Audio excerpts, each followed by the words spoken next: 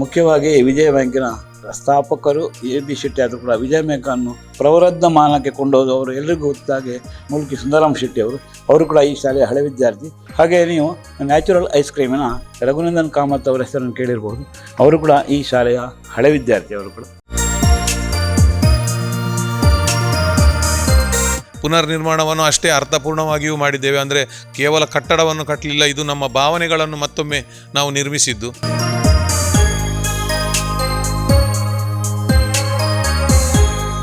ಮಕ್ಕಳು ಶಾಲೆಗೆ ಕ್ಲಾಸಿಗೆ ಬರೋದಕ್ಕಿಂತ ಮೊದಲು ಆ ಶಾಲೆಯನ್ನು ನೋಡ್ಕೊಂಡು ಬರ್ತಾ ಇದ್ದಾರೆ, ಅಷ್ಟು ಖುಷಿ ಪಡ್ತಾ ಇದ್ದಾರೆ ಮಕ್ಕಳು.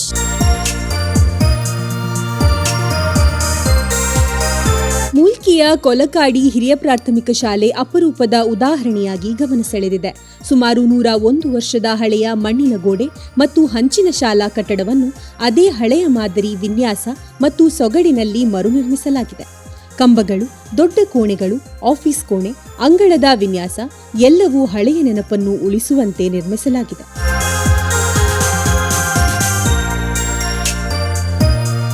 ವಿದ್ಯಾ ಪ್ರಚಾರಿಣಿ ಟ್ರಸ್ಟ್ ನಡಿ ನಡೆಯುತ್ತಿರುವ ಈ ಶಾಲೆ 1924ರಲ್ಲಿ ಗ್ರಾಮಸ್ಥರ ಸಹಕಾರದಿಂದ ನಿರ್ಮಾಣವಾಗಿತ್ತು. ಒಮ್ಮೆ 500ಕ್ಕೂ ಹೆಚ್ಚು ಮಕ್ಕಳು ಓದುತ್ತಿದ್ದ ಈ ಶಾಲೆಯಲ್ಲಿ ಈಗ 1ರಿಂದ 6ನೇ ತರಗತಿಯವರೆಗೆ 115 ವಿದ್ಯಾರ್ಥಿಗಳು ಶಿಕ್ಷಣ ಪಡೆಯುತ್ತಿದ್ದಾರೆ.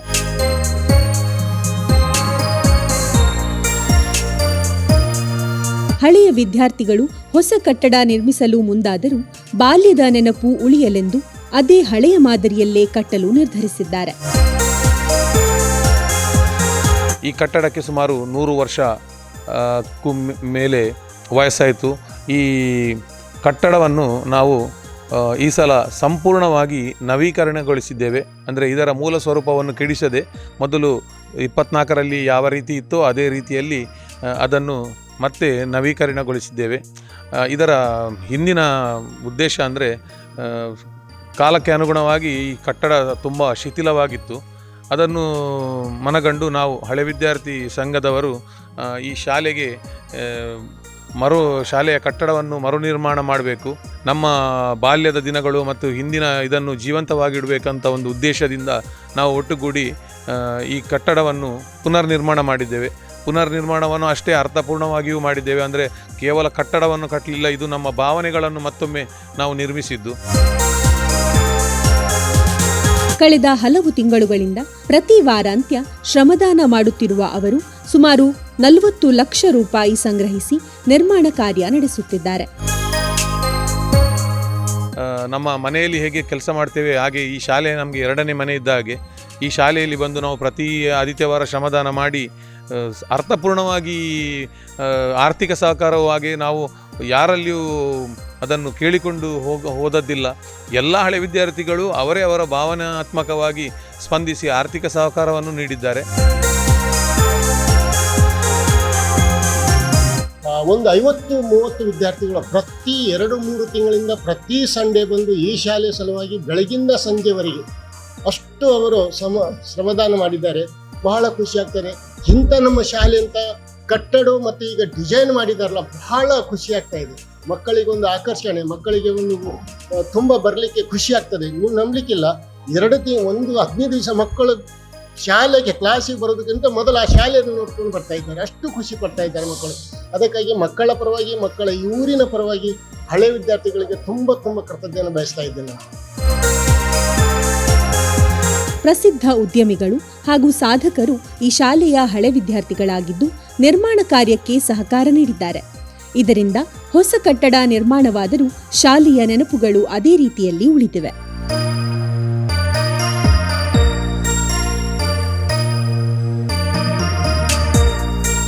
ಈ ನೆನಪುಗಳು ನಮಗೆ ಪ್ರಾಥಮಿಕ ಶಿಕ್ಷಣ, ಪ್ರೌಢ ಶಿಕ್ಷಣ ಆಗ್ತದೆ, ನಂತರ ಉನ್ನತ ಶಿಕ್ಷಣಕ್ಕೆ ನಾವು ಹೋಗ್ತೇವೆ. ಆವಾಗ ನಮಗೆ ಅದರಲ್ಲಿ ನಾವು ಭಾಗವಹಿಸಿದ ಕ್ಷಣಗಳು ಯಾವುದು ನೆನಪುಳಿಯುವುದಿಲ್ಲ. ಆದರೆ ಬಾಲ್ಯದಲ್ಲಿ ನಾವು ಏನು ಮಾಡಿದ್ದೇವೆ ಅದು ಎಲ್ಲ ನೆನಪುಳಿಯುತ್ತದೆ. ಹಾಗೆ 100 ವರ್ಷದಲ್ಲಿ ಕಲಿತ ಹಳೆ ವಿದ್ಯಾರ್ಥಿಗಳು ಅವರು ಈ ಶಾಲೆಗೆ ಬರುವಾಗ ಅವರಿಗೆ ಆ ಹಿಂದಿನ ದಿನಗಳು ನೆನಪಾಗಬೇಕು, ಆ ಬಾಲ್ಯದ ದಿನಗಳು ನೆನಪಾಗಬೇಕು.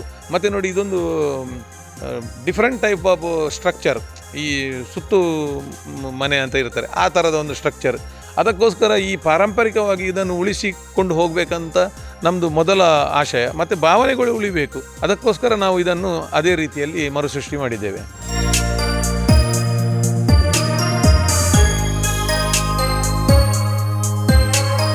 ಈ ಶಾಲೆಗೆ ಆಧುನಿಕ ಟಚ್ಚನ್ನು ಕೊಡಬಹುದು, ಆದರೆ ನಮಗೆ ಅದರ ಅಗತ್ಯ ಕಾಣಲಿಲ್ಲ. ಯಾಕಂದರೆ ಈ ಹಳ್ಳಿಯ ವಾತಾವರಣದಲ್ಲಿ ಯಾವ ರೀತಿಯಲ್ಲಿ ಶಾಲೆ ಬೆಳೆದು ಬಂತು ಅದನ್ನೇ ಮುಂದಿನ ಪೀಳಿಗೆಯವರನ್ನು ತಿಳ್ಕೊಳ್ಬೇಕು ಎನ್ನುವ ದೃಷ್ಟಿಯಿಂದ ಅದಕ್ಕೆ ಆಧುನಿಕ ಸ್ಪರ್ಶ ಕೊಡಲಿಲ್ಲ.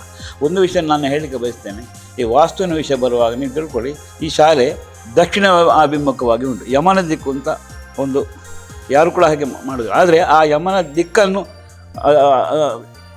ಇದ್ದರೂ ಕೂಡ ಈ ಶಾಲೆ ಭದ್ರವಾಗಿ ನೆಲೆ ನಿಂತಿದೆ ಅಂತ ಹೇಳಿದರೆ ಈ ಶಾಲೆಯ ಜಾಗದ ಹಾಗೂ ಈ ಶಾಲೆಯಲ್ಲಿ ಕಲಿತಂತಹ, ಶಾಲೆಯನ್ನು ಸ್ಥಾಪಿಸಿದಂತಹ ಎಲ್ಲ ಮಹನೀಯರ ಅವರ ಒಂದು ಪ್ರಯತ್ನ ಆಗಲಿ, ಅವರ ಒಂದು ನಿಸ್ವಾರ್ಥ ಸೇವೆ ಆಗಲಿ ಎಷ್ಟು ಇತ್ತು ಅಂತೇಳಿ ಹೇಳ್ಬೋದು. ಆದರೆ ಈ ಶಾಲೆಯನ್ನು ನಾವು ಶಾಲೆ ಅಂತ ತಿಳ್ಕೊಳ್ಳಿಲ್ಲ, ಇದು ವಿದ್ಯಾಮಂದಿರ, ವಿದ್ಯಾದೇವಿಯ ವಿದ್ಯಾಮಂದಿರ ಅಂತ ತಿಳ್ಕೊಂಡಿದ್ದೇವೆ.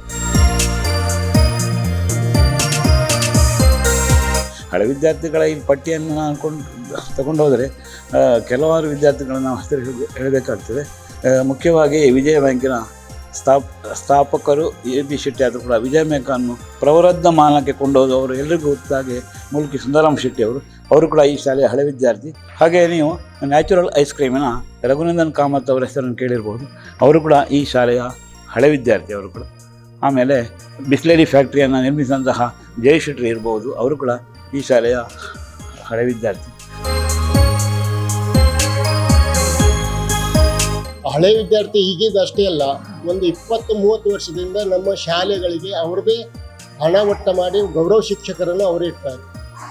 ಈಗ ಕಮಿಟಿ ಆಗಿದೆ, ಆದರೆ ನನಗೆ ಇಡೀ ನಮ್ಮ ಕರ್ನಾಟಕದಲ್ಲಿ ಹೇಳ್ಬೋದು, ಅನುದಾನಿತ ಶಾಲೆಗಳನ್ನು ಹಳೆ ವಿದ್ಯಾರ್ಥಿಗಳೇ ಸಂಗ್ರಹಣ ಮಾಡಿ ಒಟ್ಟ ಮಾಡಿ ಹಣ ಅದನ್ನು ನವೀಕರಿಸುವುದು ಬಹಳ ಅಪರೂಪ.